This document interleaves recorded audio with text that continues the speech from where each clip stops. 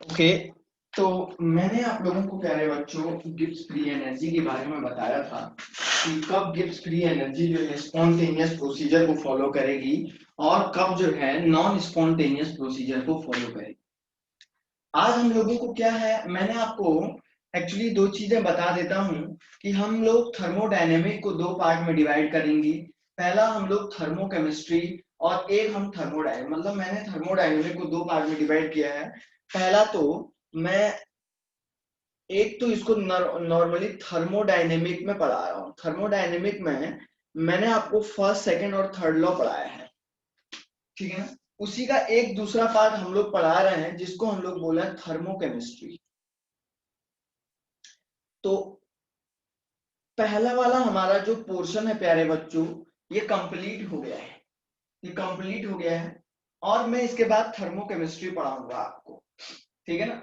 Thermochemistry से related आपके बहुत सारे क्वेश्चन आते हैं एग्जामिनेशन में, ये सारी चीजें आप लोगों को ध्यान रखना है, ठीक। तो इसमें आपको कोई भी दिक्कत नहीं होनी चाहिए। आज मैं थोड़ा सा क्या करूंगा, इससे related different type of the problems we have to solve, and then after the completion of this topic we will start the thermochemistry. Okay, what is the thermochemistry? Actually basically the thermochemistry is a very important, काफी important है आप लोगों के examination point of view से। Okay, तो आप लोगों को बहुत अच्छे से ये सब पढ़ना है, इसमें कोई भी आप लोगों को टेंशन दिक्कत नहीं आनी चाहिए। तो आइए थोड़ा सा एक बात बता देता हूँ, delta G is equal to, मैंने आपको बताया था delta G is equal to minus of 2.303 N R T log of K of equilibrium. K equilibrium या के ऐसा भी लिख के आ सकता है, या हम लोग इसको देखिए एल एन में कन्वर्ट करते हैं तो इजिकल टू ऐसे भी तो लिख सकता हूँ minus of N R T L N of K equilibrium, है ना। ऐसा भी हम लोग डेल्टा जी की वैल्यू लिख सकते हैं। क्लियर हुई बात। एक क्वेश्चन हम लोगों को जो है, अच्छा मैं आप लोगों को एक बहुत इंपॉर्टेंट बात बता देता हूँ प्यारे बच्चों। एक क्वेश्चन जेई जेई ने दिया था, और जेई ने कब दिया था वो भी मैं आपको इस बात में बता देता हूँ इस टॉपिक में। एक क्वेश्चन हमको जेई ने दिया था प्यारे बच्चों, और काफी इंपॉर्टेंट भी है। जेई मेंस 2015 में एक क्वेश्चन दिया हुआ था जेई ने। तो क्वेश्चन को कैसे करते हैं सॉल्व, आप लोगों को मैंने आपको बताया था कि सारे फॉर्मूले जो है अपने पास रखिएगा, एक पेज में आपको नोट करना है और उसके बाद आगे से रखना है। जब भी कोई भी न्यूमेरिकल मैं आप लोगों को देता हूँ प्यारे बच्चों, तो आप लोगों को उससे देखना है। आई बात समझ में? देखो प्यारे बेटा, देखो question is like this, the following reaction is performed as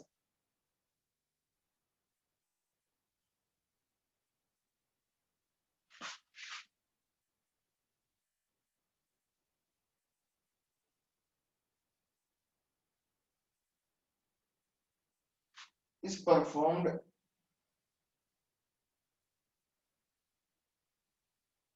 to 98 Kelvin. 2 NO of gas plus O2 of the gas equal to 2 NO2।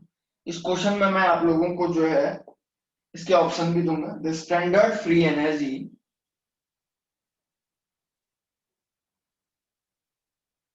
ये स्टैंडर्ड वाला टर्म क्या है, इसके बाद आपको बहुत अच्छे से समझ में आएगा। The standard free energy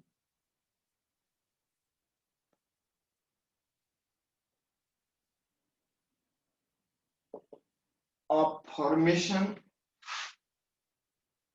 of NO gas is 86.6 kilojoule per mole, ठीक है, at 298 Kelvin. What is the standard free energy? What is stand लिखा है ना, स्टैंडर्ड समझिए, standard free energy formation of standard free energy formation of NO2 gas at 298 Kelvin. 298 kelvin पे standard free energy of the NO2 gas क्या होगा, ये आपसे पूछ रहे हैं। ऑप्शन नंबर पहला क्या है बच्चा, देखिए, R of 298 ln of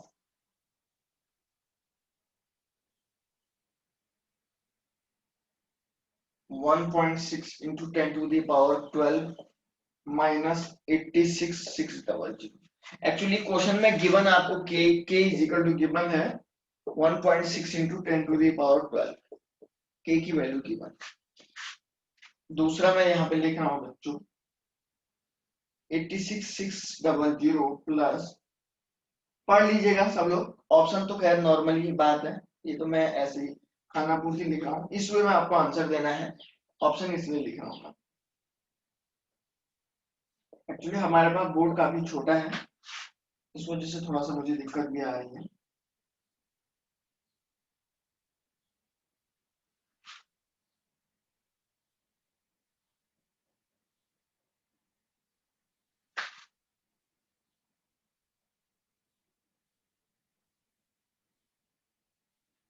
और एक और लास्ट ऑप्शन है, पहले क्वेश्चन लिख लीजिएगा आप कॉपी में, क्योंकि मैं सारा मिटाऊंगा क्योंकि बोर्ड छोटा है। फोर्थ वाला ऑप्शन है,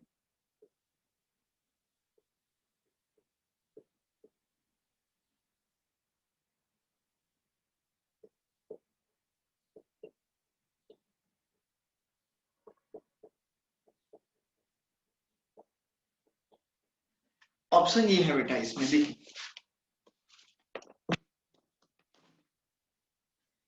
एक क्वेश्चन ऐसा है, the following reaction is there performed at 298 kelvin, मतलब 298 केल्विन पे कोई एक रिएक्शन हो रही है प्यारे बच्चों, और रिएक्शन है 2NO of the gas and the O2 equal to 2NO2 of the gas, like this, and the standard free energy of formation of NO gas is the 86 point, this is the 86 and this is the point 6 kilojoule per mole at 298 Kelvin. Full stop. And what is the standard free energy formation of NO2 gas at 298 Kelvin? The value of the K is given. K is the equilibrium constant. Are you getting my point? This is the equilibrium constant 1.6 into 10 to the power 12. And this is the option. And you have to calculate the answer in term of these options. Okay. आप लोगों को इस options के वे में इसी term में answer को find out करना है। पहले क्वेश्चन देख लो, मैं इसको मिटाऊंगा, सॉल्व मैंने ही करना है, आपको पढ़ना है और थोड़ा 1 मिनट सोचना है करना क्या था इसमें। सॉल्व मैं ही करूंगा क्योंकि आप लोग नहीं कर पाओगे प्यारे बच्चों।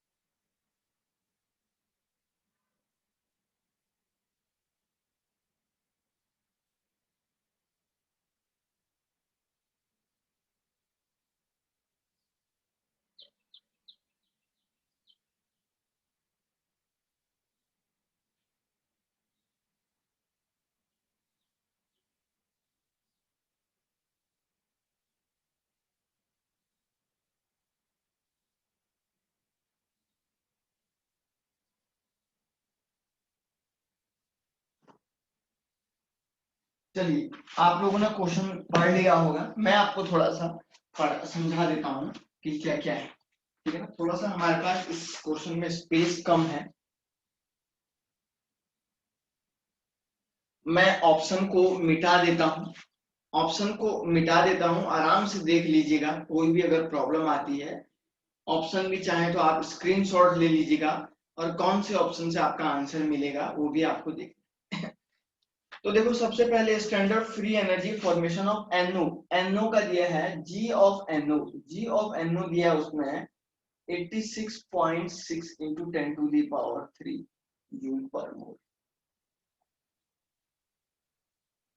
ठीक है ना, और T इक्वल टू उसने दिया है 298 केल्विन है कह रहा है, और आपसे फिर कह रहा है K भी आपके इक्वेशन में गिवन है, K is equal to 1.6 into 10 to the power 12 दिया हुआ है। ऑप्शन में K की वैल्यू किससे कोई लेना देना नहीं, कि ऑप्शन जो है Ln की टर्म में दिया हुआ है ना। और standard free energy formation of NO2, मतलब G ऑफ NO2 दिया हुआ है उसने, कितना दिया है प्यारे बच्चों, NO2 जो है आपको फाइंड आउट करना है, G ऑफ NO2 आपको निकालना है। देख लिया होगा क्वेश्चन, और ये आपके पास रिएक्शन है, देख लो, ये आपके पास रिएक्शन है, देख लो, है ना। चलिए हम लोग इसको मिटा देते हैं और डायरेक्टली इसके आंसर की तरफ चलते हैं।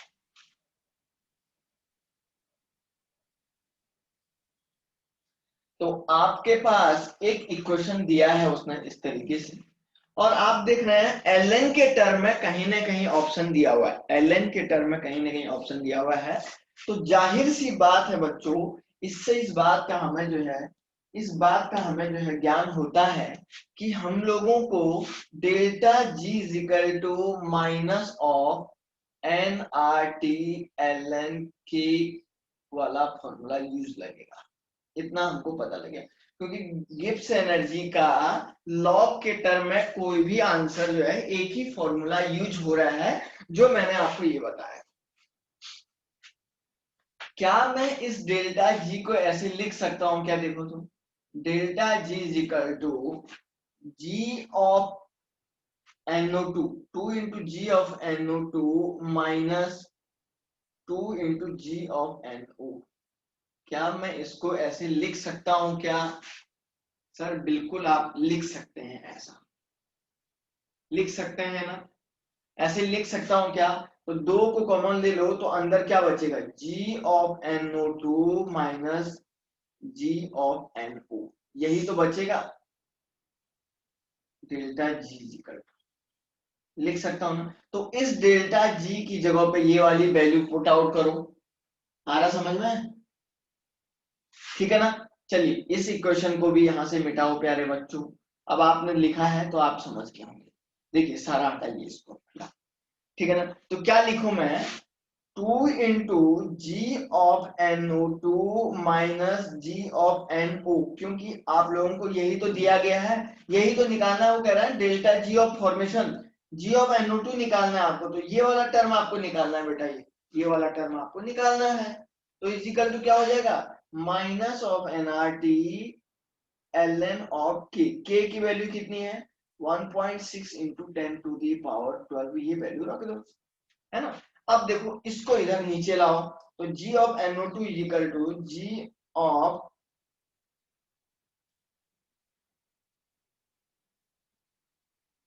NO2 minus G of NO equal to 1/2 minus of NRT। N की कोई वैल्यू दी है क्या, N की कोई वैल्यू दी है क्या, बोलो, N की कोई वैल्यू दी है क्या? N की वैल्यू नहीं दी है तो 1 मान के चलना है, समझ रहे हैं ना। N की कोई वैल्यू नहीं दी है तो 1 मान के चलना है आपको, ठीक है ना। तो n की वैल्यू आपको 1 मान के चलना है, n इज इक्वल टू 1 मानना है। NRT Ln of K 1.6 into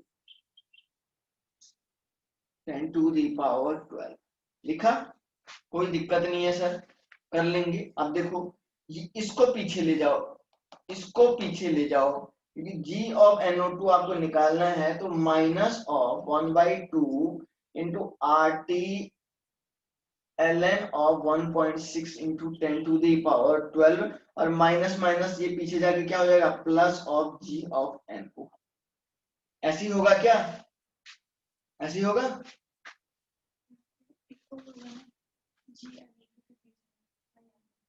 है ना। और यहाँ पे आपको इक्वल टू करना है, कोई दिक्कत तो नहीं है ना। अब देखो आगे, अब इसको ऐसे लिख लो ना, इसको ऐसे लिख लो mathematically, g of NO2 equal to g of NO, g of NO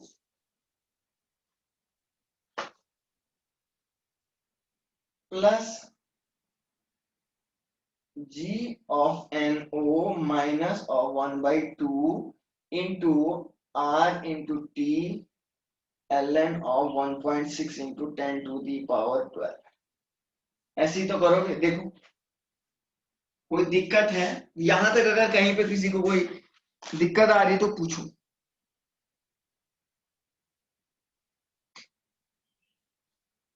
अरे कर लोगे क्या, ठीक। चलिए आगे बढ़ते हैं इसको। तो g ऑफ NO ये है ना, ये देखो, तो मैं यहाँ पे g of NO2 equal to ऐसे लिखूंगा, g of NO2 equal to 86,600 minus 86,600 minus 1/2 into R into T 298 into ln of 1.6 into 10 to the power 12। ऐसे ही होगा क्या, बिल्कुल ऐसे ही होगा। अब इसको सॉल्व करो तो कैसे करते हैं, तो g of NO2 is equal to 2 into 86,600 minus, ऐसे होगा, minus R into 298 into ln 1.6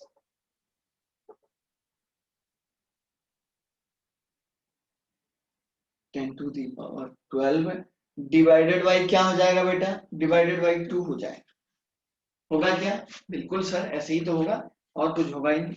इस 2 को, ये आपको 1/2 है ना, ये इस 2 को ऐसे लिख सकते हैं क्या, देखिए इस 2 को ऐसे लिखिए, g of NO2 equal to, इस 2 को 0.5 लिख सकता हूं क्या, ये 1/2 है ना, ये 1/2 है तो इसको 0.5 लिख लिया। ऐसा क्यों लिख रहे हैं सर, क्योंकि ऑप्शन के अकॉर्डिंग बना रहा हूं आंसर को। तो अंदर क्या बचा, इसको 0.5 लिखा, अंदर क्या बचा 2 into 86,600 minus minus R into 298 ln of 1.6 into 10 to the power 12। ये आंसर ऑप्शन नंबर 4 को मैच करिए, ये वाला देखिए सेम वही आंसर आया है, आया या नहीं आया। मैंने इसीलिए इसको 0.5 किया क्योंकि यहाँ 0.5 के टर्म था आंसर, और किसी भी ऑप्शन से देख लो आप मिलता जुलता नहीं है, और कोई भी ऑप्शन चेक कर लो नहीं मिल रहा था।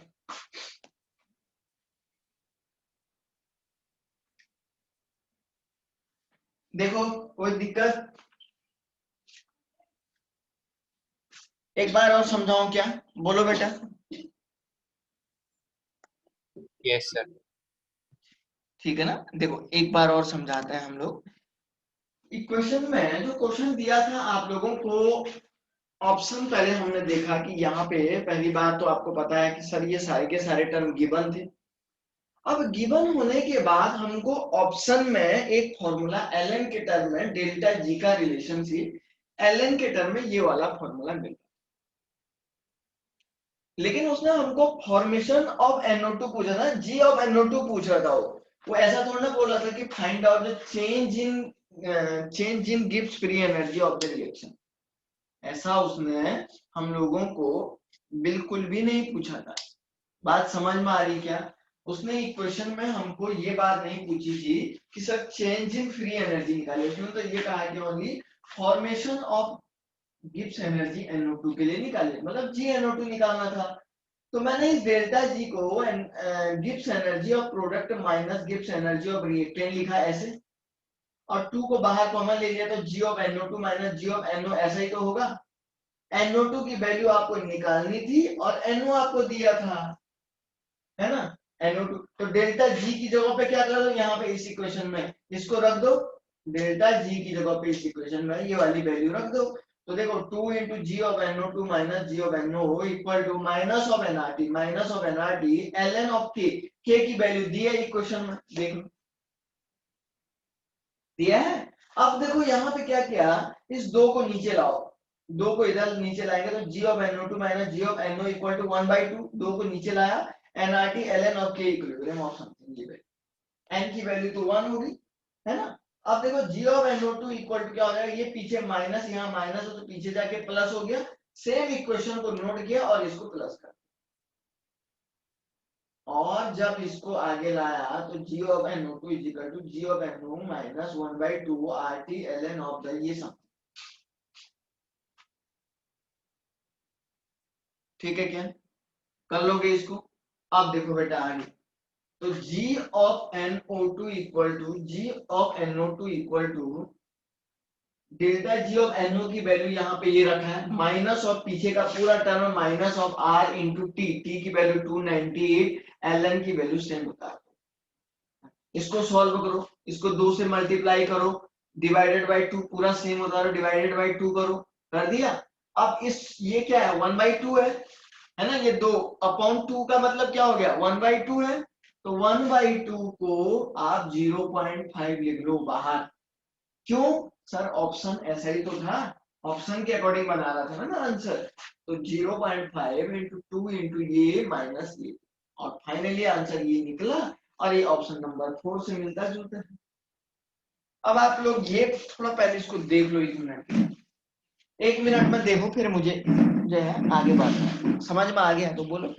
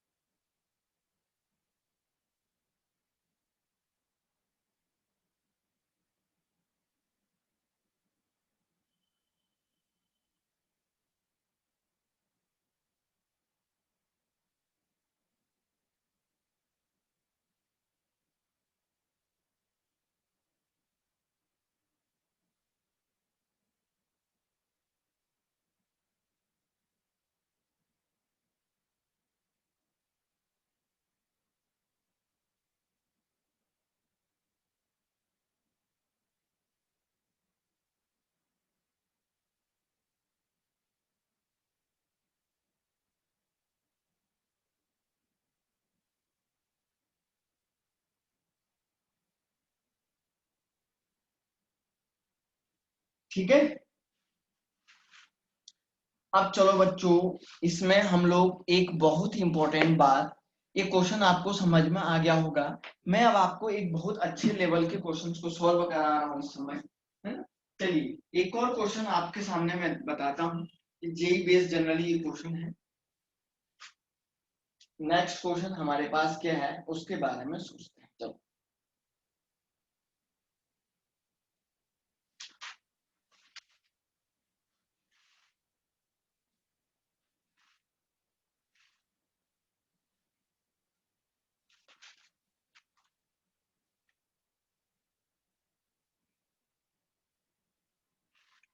ये क्वेश्चन 2 बार आया हुआ है एग्जाम में, ठीक है ना, ये क्वेश्चन 2 बार एग्जाम में आया हुआ है, मैं यहाँ पे लिखा,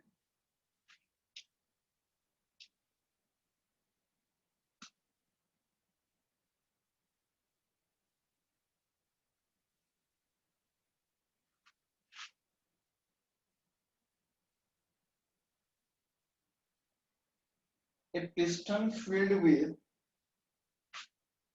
0.04 mole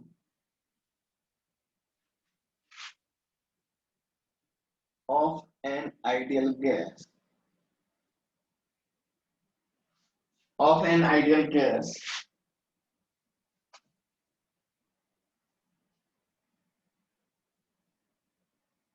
expands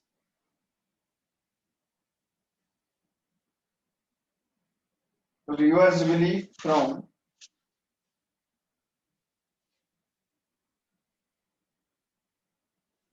50.0 ml to 375 ml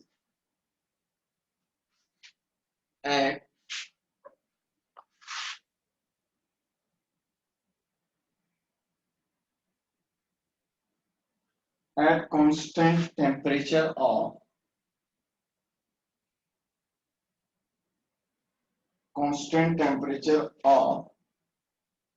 37.0 degrees Celsius. As it does so,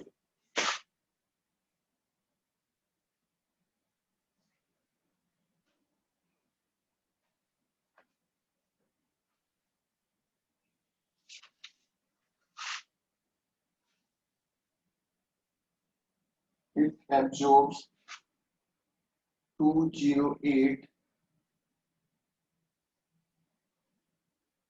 joule of heat.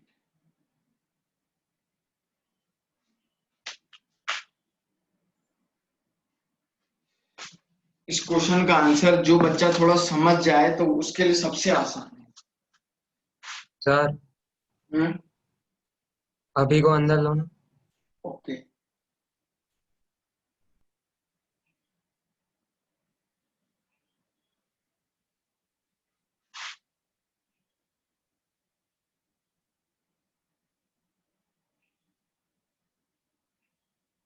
जो स्टूडेंट इस क्वेश्चन को समझ जाएगा, मुझे लगता है इस क्वेश्चन में करना कुछ नहीं है, थोड़ा सा जिसका लॉजिकल माइंड होगा वो कर लेगा। Piston filled with 0.04 mole of an ideal gas expand reversibly from 50.0 ml to 375 ml at constant temperature of 37 degrees Celsius. As it does so, it absorbs 208 joule of heat. Calculate the Q and W for process. मतलब कोई एक piston है, cylinder में है या उसमें जो है आइडल गैस भरी हुई है, ठीक है ना। तो अब आइडियल गैस सिलेंडर में आइडियल गैस भरी, उसके ऊपर पिस्टन लगा हुआ है, 0.04 मोल भरी है। अब वो पिस्टन को क्या करेगा, बाहर को एक्सपेंड करेगा। तो वो जो पिस्टन है उसके वॉल्यूम में यहाँ पहले 50 ml का था, अब वो इतना ज्यादा बढ़ रहा है। इतना मतलब गैस अंदर से क्या कर रही है, प्रेशर लगा रही है। अब गैस जब प्रेशर लगा रही तो उस टाइम पे टेम्परेचर इतना है और हीट को इतना एब्जॉर्ब कर रही है। तो आपको क्यू एंड डब्ल्यू निकालना है उस प्रोसीजर के लिए, है ना। समझ रहे हैं ना, मतलब ये आपका कोई सिलेंडर है और अभी इसका वॉल्यूम आपको कह रहा है कि 50 ml है, कोई गैस भरी हुई है इसमें। अब 37 डिग्री सेल्सियस टेम्परेचर पे 208 जूल हीट को ये एब्जॉर्ब कर रहा है। तो यहां से पिस्टन को बाहर धकेला है, तो पिस्टन को यहां से मान के चलो यहां तक धकेल रहा है ना। तो यहां से यहां तक धकेला तो पिस्टन में इतना एक्सपेंड हो रहा है। अब यहां से यहां जाने पे 375 ml जो है इसका वॉल्यूम यहां से यहां इतना बढ़ रहा है। तो मतलब इस टाइम पे जो ये हीट एब्जॉर्ब कर रहा है वो आपको फाइंड आउट करना है। हीट कितना एब्जॉर्ब किया वो आपको फाइंड आउट करना है और वर्क डन कितना हुआ है वो आपको फाइंड आउट निकाल दो जरा।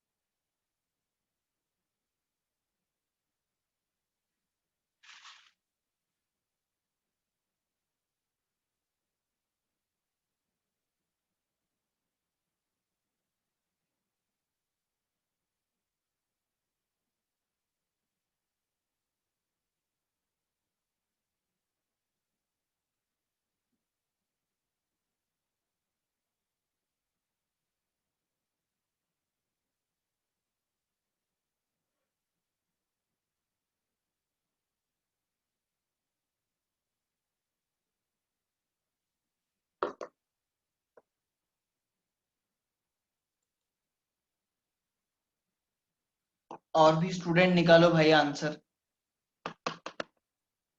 ये लड़की बहुत होशियार है।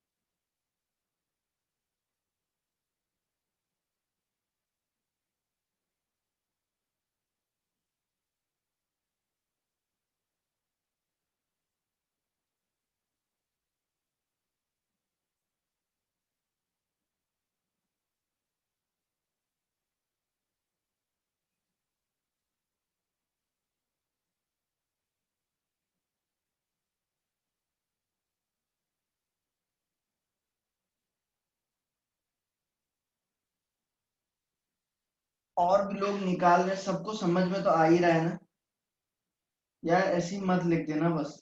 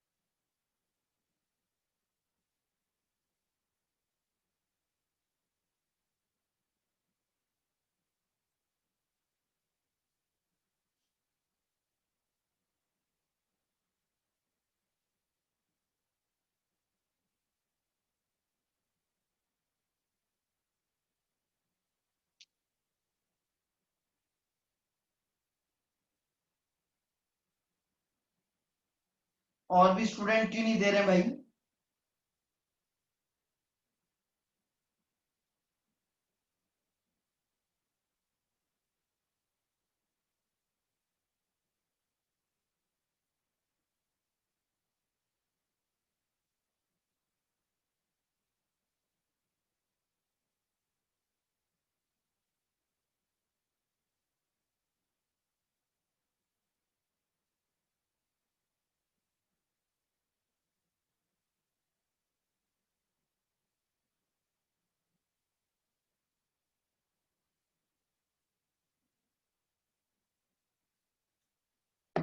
चलो मैं ही करता हूँ, मुझे नहीं लगता कि 2-3 बच्चों से ज्यादा जो है कोई भी स्टूडेंट जो है आंसर देने में जो है कैपेबल है।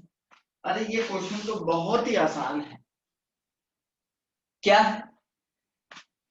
एन की वैल्यू उसने दी है, एन की वैल्यू दी है 0. कुछ करने की जरूरत नहीं है। V1 इजिकल टू उसने दिया है 50.0 ml और V2 दिया है वो कह रहा है 375 ml। T is equal to 37 degree equal to 310 kelvin. अब Q आपको कह रहा है निकालो 208 जूल होगा भाई। अब हीट ही तो निकालना है, हीट उसने दिया हुआ है। हीट अगर निकालना है, हीट तो दिया ही तो है उसने। नहीं आ रहा समझ में? हीट तो निकालना है तो हीट की वैल्यू दी तो है उसने, देखो कितना दिया है 208 ही तो दिया है उसने। अब 208 जो है ऑलरेडी, और नहीं तो आप हीट कैसे निकाल सकते हैं वो भी मैं आपको बता देता हूँ। क्यू की वैल्यू अगर निकालनी तो क्यू ऑलरेडी दिया हुआ है सर 208। कैसे पता लगा बच्चा? बच्चा देखिए कैसे पता लगा। डेल्टा यू इजिकल टू होता है क्यू प्लस डब्ल्यू। अब जो है पिस्टन जो है फील्ड हो रहा है, एक्सपेंस हो रहा है और लिखा हुआ है at a constant temperature. Constant at a constant temperature. Constant temperature का मतलब हो गया कि आइसोथर्मल प्रोसीजर है। और आइसोथर्मल प्रोसीजर पे डेल्टा यू इजिकल टू क्या होता है 0। कब? जब टी कांस्टेंट होता है। तो उस टाइम पे Q इजिकल टू क्या हो जाएगा बच्चों? Minus of W। Q is equal to क्या हो जाएगा? माइनस ऑफ W हो जाएगा।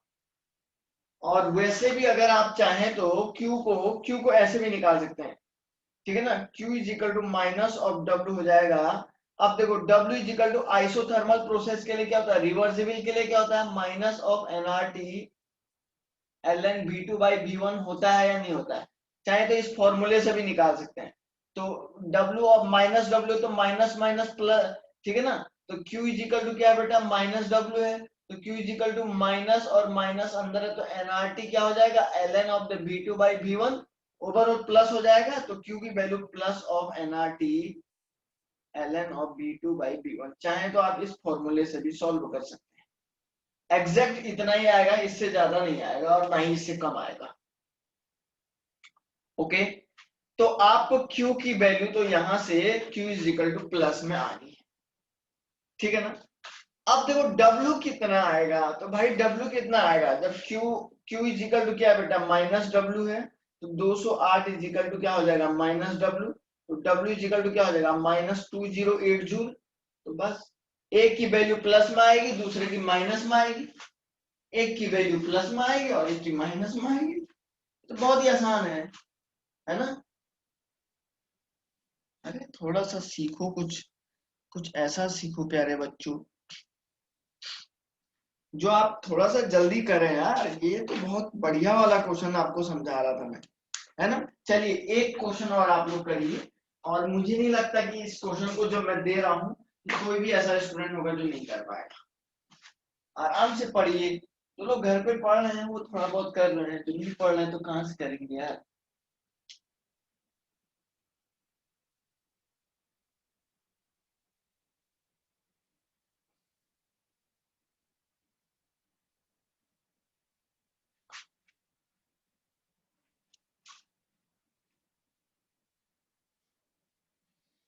एक और काफी इंपॉर्टेंट क्वेश्चन है, ये भी आपका, मैं आज ओनली जेई की क्वेश्चन करवा रहा हूँ तो ध्यान रखिए कि सर इंपॉर्टेंट ही करा रहे हैं। Question number is next, third is like this. कल मैं थर्मोकेमिस्ट्री स्टार्ट करूंगा।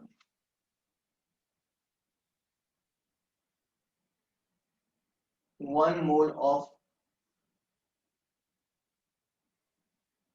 ideal gas at 300 Kelvin thermal contact with। सब लोग करिए यार।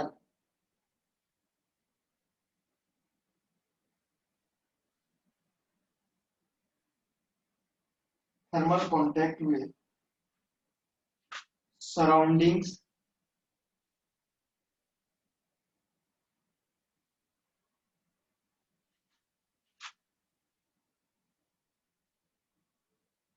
expands isothermally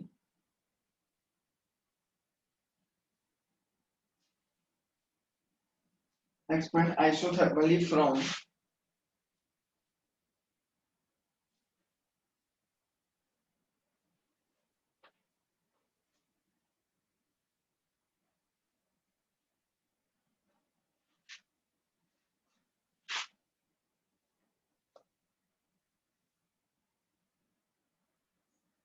against at constant pressure.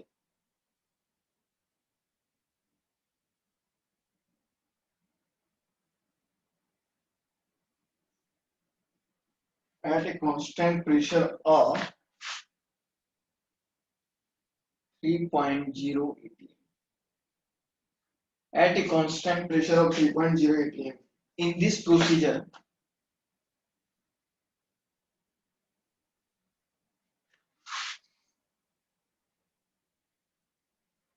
in this process, the change in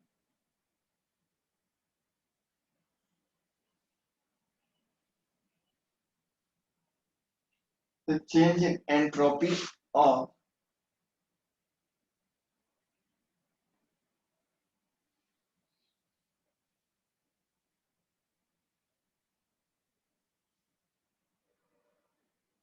surroundings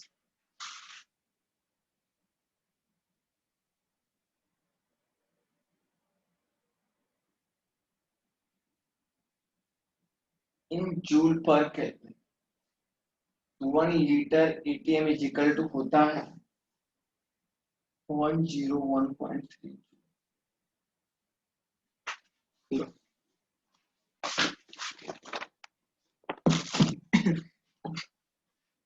One mole of ideal gas at 300 Kelvin temperature. अब Kelvin thermal का मतलब temperature.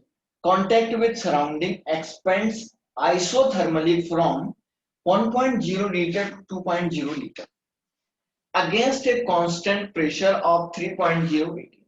In this process, the change in entropy of the surrounding. कहने का मतलब है कोई एक मोल ideal gas है, जरा देखो सुनिए क्या लिखा है. कोई एक मोल आइडियल गैस है, वो कह रहा है कि भाई कोई एक मोल आइडियल गैस है, ठीक है ना, और ये इस तरीके से एक मोल की कोई एक गैस है, ठीक है. 1 मोल आइडियल गैस है और जो सराउंडिंग से मतलब बाहर से कांटेक्ट में है, ठीक है ना, और जिसका वॉल्यूम जो है मतलब वॉल्यूम में चेंज कितना आ रहा है जब वो एक्सपेंड हो रही गैस. मान के चलिए यहां तक आपने गैस भरा हुआ है, तो मान के चलिए जब एक्सपेंड हो रहा है तो वॉल्यूम में गैस के वॉल्यूम में 1.0 लीटर से 2.0 लीटर तक चेंज आ रहा है, और उस टाइम पे यहां से प्रेशर लग रहा है ना, बाहर वाले प्रेशर के अगेंस्ट में एक प्रेशर लग रहा है, और जो प्रेशर लगेगा 3.0 लीटर 3.0 एटीएम लग रहा है ना.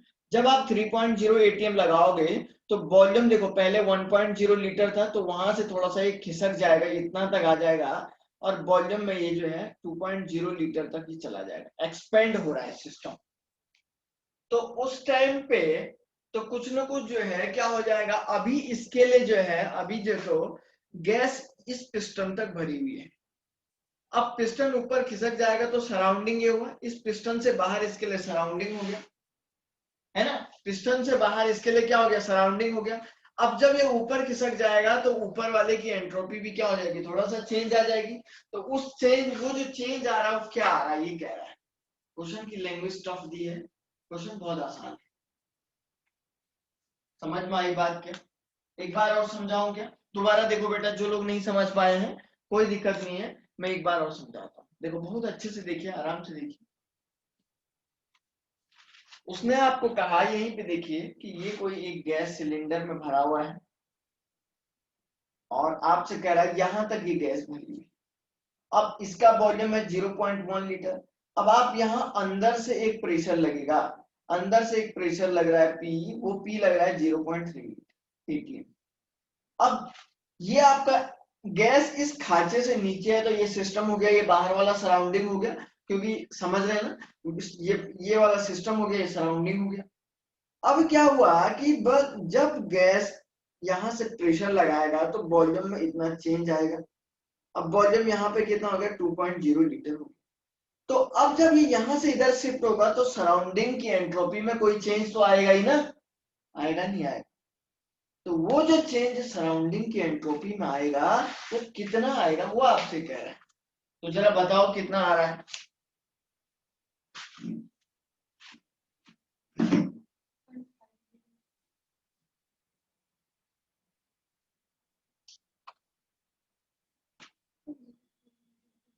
लीटर एटीएम को जो है जूल में चेंज करना है हमारे को।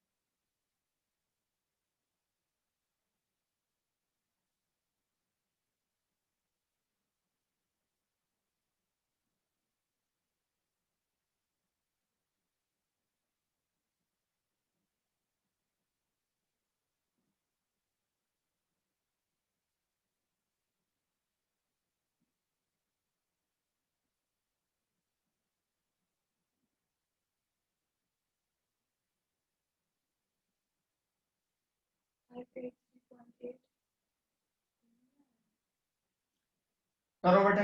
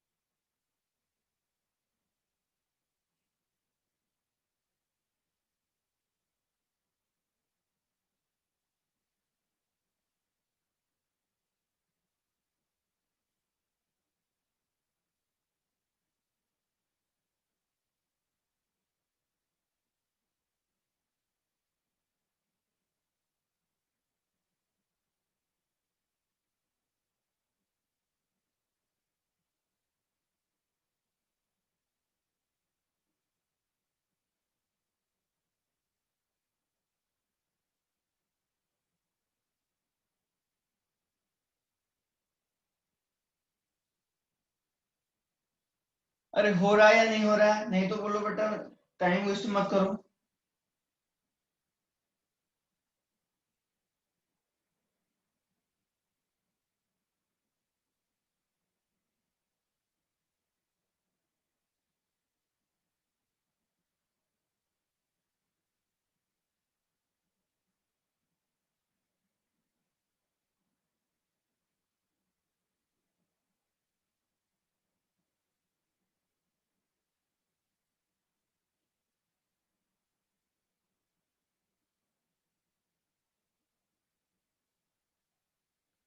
अरे ये तो बड़ा आसान है, थोड़ा सा लॉजिक लगाना है इसमें भी।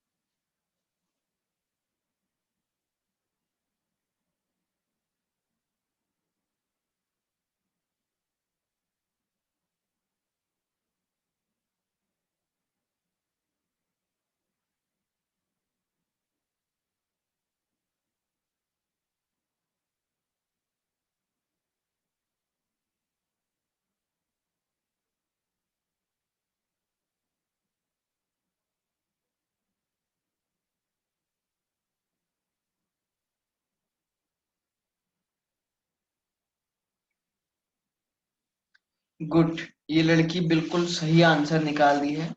वेरी वेरी गुड, ये लड़का भी सही निकाल दिया है।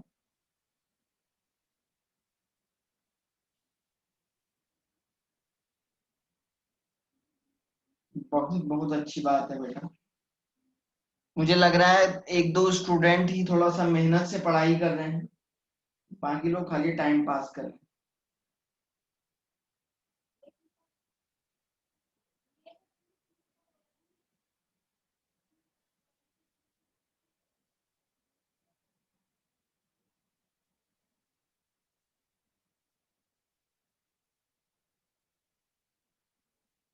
हाँ, ये क्वेश्चन बड़ा आसान था।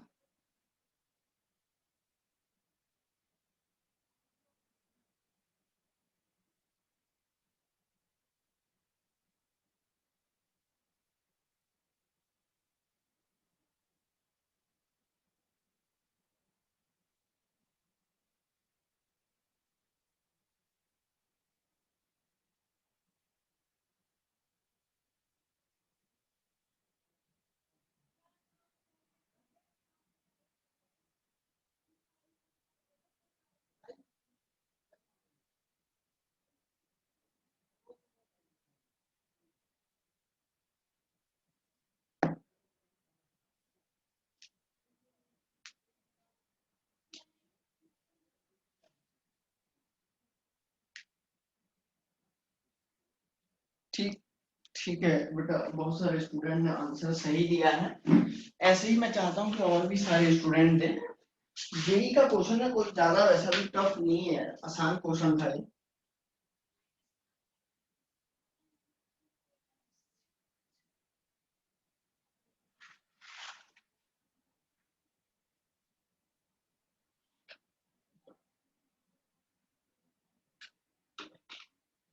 एक मिनट है।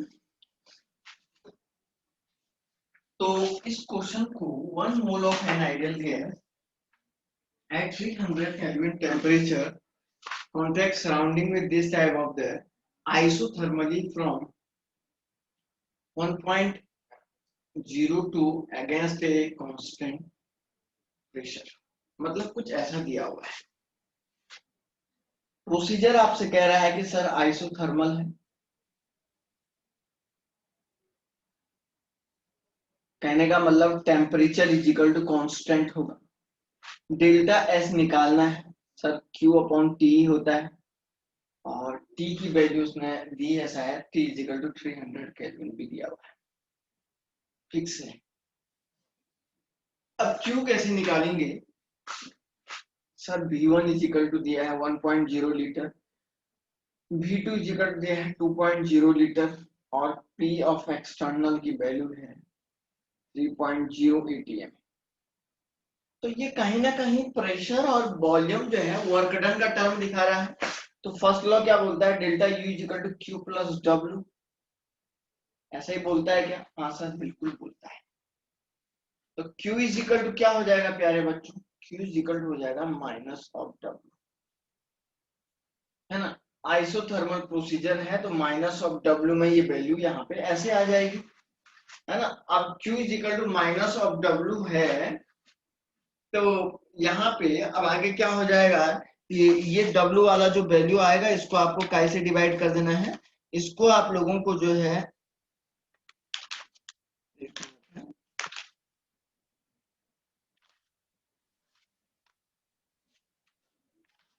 इसको आपको टेम्परेचर से डिवाइड कर देना है। तो देखिए क्या होगा, Q इज इक्वल टू यहाँ से ये हो गया, तो देखिए क्या हो रहा है।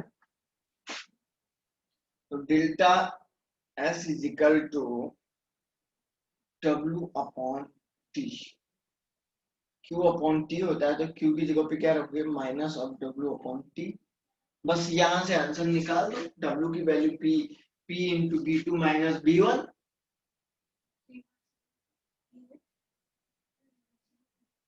हाँ, लिखा हुआ ना, irreversible process at a constant pressure का मतलब हो जाएगा इरिवर्सिबल वर्क डन है ना? और बताओ, किसी को कोई दिक्कत है क्या? कोई दिक्कत तो नहीं है ना बेटा किसी को? आइसोथर्मली वॉल्यूम भी देखो, वॉल्यूम भी क्या है, 1 से 2 लीटर तक जो है चेंज आ रहा है। है ना, और उसके बाद इसको किससे मल्टीप्लाई कर देंगे, 101.3 से मल्टीप्लाई कर दो, तो जो वैल्यू आएगा दैट इज द जूल, वो जूल में आ जाएगा वैल्यू। देखो तो जरा, वो वैल्यू आपका जूल में आ जाएगा, है ना। निकाल लो आंसर, जो लोग नहीं निकाल पाए हैं, क्योंकि इस क्वेश्चन का आंसर बहुत सारे स्टूडेंट ने निकाला है, तो मैं उम्मीद करता हूं कि सारे स्टूडेंट को ये आंसर निकालना है।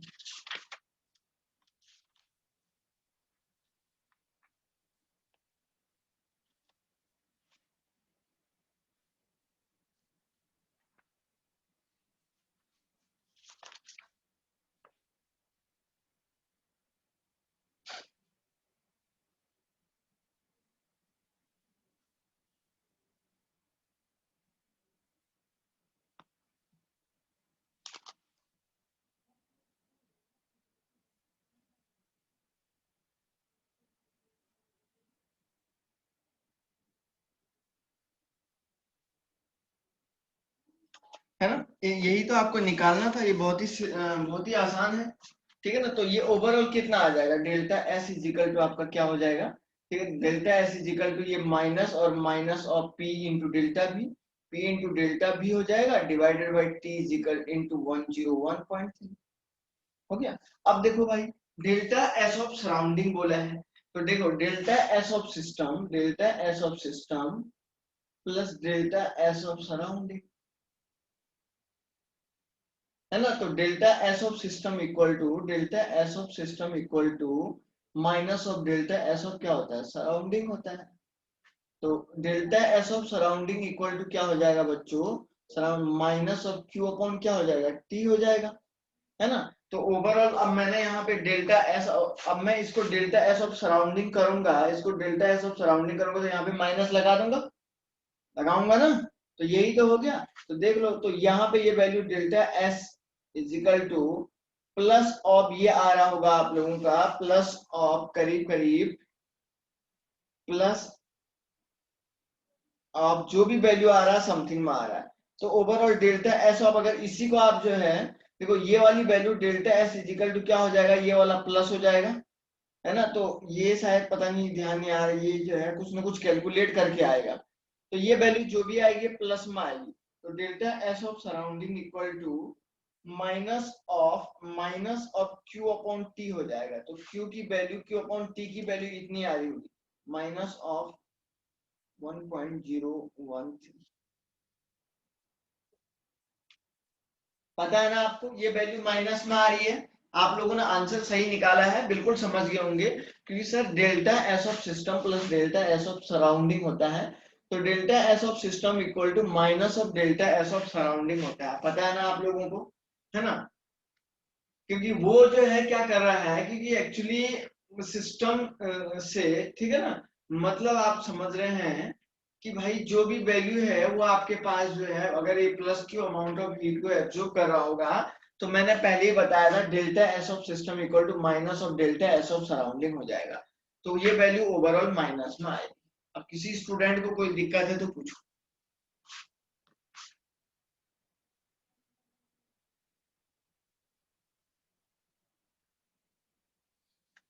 से यस और नो, कोई दिक्कत है क्या किसी को, बोलो।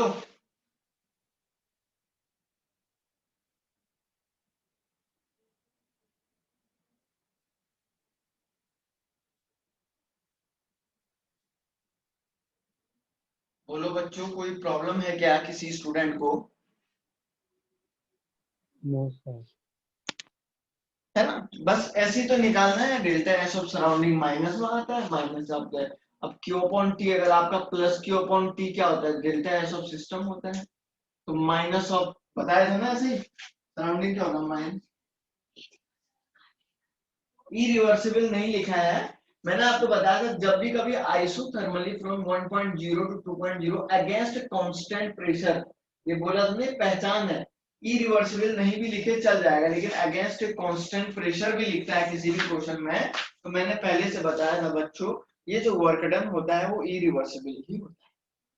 ठीक, चलिए, तो यहां तक आप लोगों को शायद समझ में आ गया होगा। तो मैं अब जो है टाइम भी हो ही गया है, 5 मिनट बाकी बचा हुआ है, मान के चलो हो ही गया समझ लो। आज के लेक्चर में शायद आप लोगों को कुछ क्वेश्चन करवाए अच्छे अच्छे लेवल के। एक्चुअली मैंने यहाँ पे थोड़ा सा टफ क्वेश्चन इसलिए करवाए क्योंकि आसान क्वेश्चन मुझे उम्मीद है कि आप लोग अपने घरों में कर सकते हैं आसानी, ठीक है ना। आप लोग अपने घरों में जो आसान आसान क्वेश्चन है उसको आराम से कर सकते हैं अपने घर में, लेकिन टफ टफ क्वेश्चन अगर आपको हो सकता है डाउट आता, कहीं दिक्कत आती, तो वो करने में दिक्कत होती। तो बहुत सारे स्टूडेंट आज क्वेश्चन के जवाब दिए, बहुत अच्छी बात है। आप लोग आसान आसान क्वेश्चन भी अपने घरों में सॉल्व करिए। हम लोग कल इसी का सेकंड पार्ट पढ़ाएंगे, थर्मोकेमिस्ट्री, ठीक है ना। फिलहाल किसी बच्चे को अगर कोई दिक्कत है तो मुझे वो व्हाट्सएप कर सकता है, सर इस क्वेश्चन को एक बार और समझाएं, जो भी दिक्कत है, ठीक है ना बेटा, है ना। तो ठीक है बच्चों, अब मैं मीटिंग को ड्रॉप कर देता हूँ। आप लोगों से कल जो है फिर से इसी सेम टाइम पे मिलते हैं। ओके बेटा, बाय।